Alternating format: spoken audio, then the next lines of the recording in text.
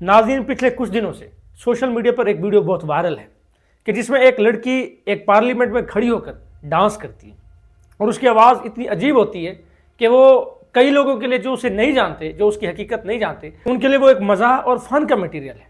लेकिन आप लोगों को हकीकत पता ही नहीं कि उसने वो डांस क्यों किया, डांस करने की वजह क्या थी और उसने उसके हाथ में जो पेज थे वो क्यों फाड़े, उसके डांस करने से पार्लियामेंट का वो जो इजलास था वो सस्पेंड क्यों हुआ।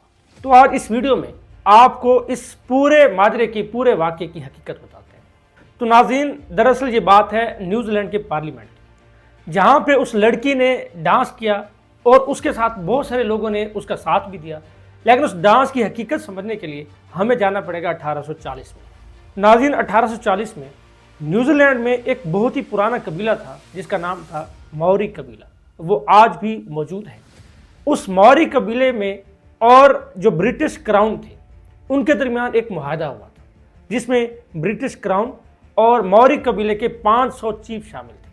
उनके दरमियान एक मुआहदा हुआ जिसका नाम था ट्रीटी ऑफ वेतांगी।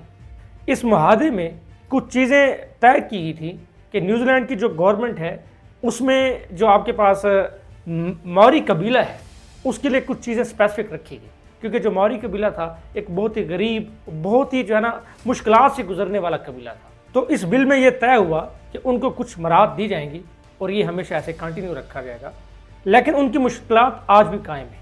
लेकिन नाज़रीन, न्यूजीलैंड की पार्लियामेंट में जो मौरी कबीला है उसके भी कुछ मेंबर शामिल होते हैं, वो एमपीज़ होते हैं वहाँ पे।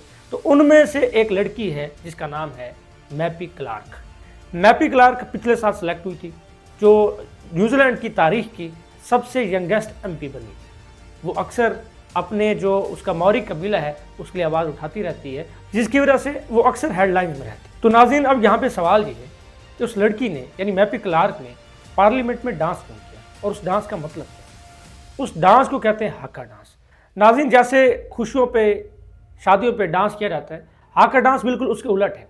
हाका डांस जंग की अलामत है, बगावत की अलामत है। ये हमेशा जोश बढ़ाने के लिए किया जाता है और ये डांस हमेशा अपोनेंट को अपनी ताकत के इजहार के लिए किया जाता है।